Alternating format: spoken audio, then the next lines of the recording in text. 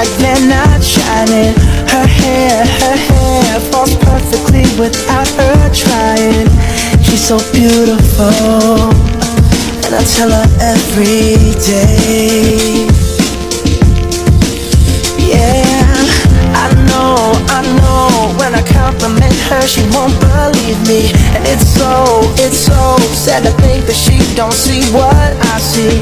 But every time she asks me, do I look okay, I say,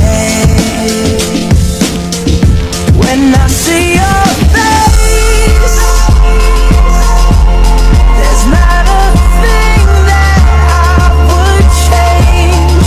'Cause you're amazing, just the way you are. And when you smile,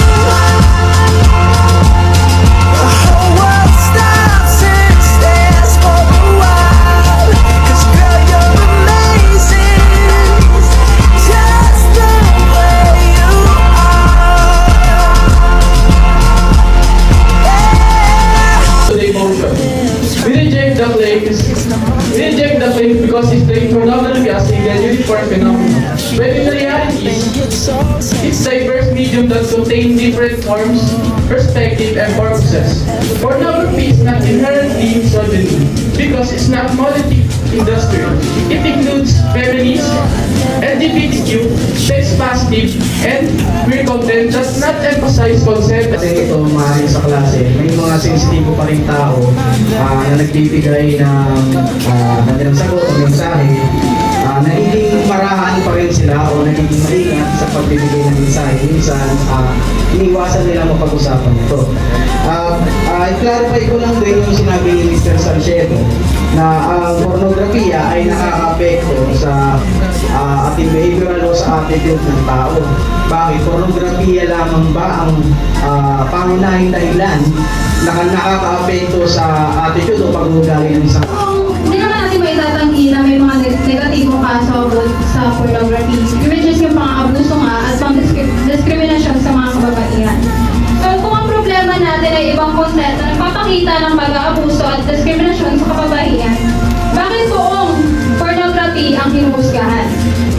Hindi ba mas makatarungan na punahin ang mismong content kaysa lagyan ng parehong label ang isang industriya na napakalawak at iba-iba?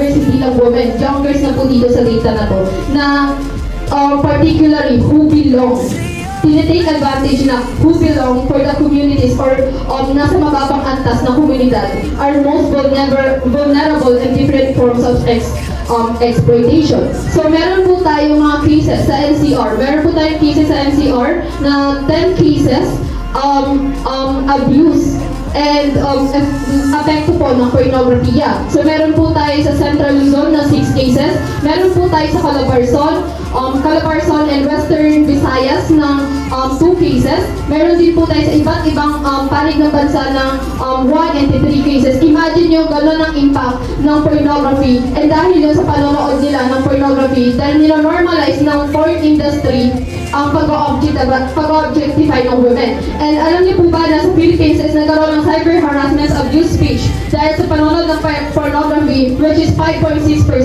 physical and sexual abuse 4.6%, and dissemination of intimate image and videos at hindi na po ang ginagamit nila para makuha ang kakayahan or lakasin sa babae is 41.7%, and the cyber pornography here in the Philippines is 14.8%.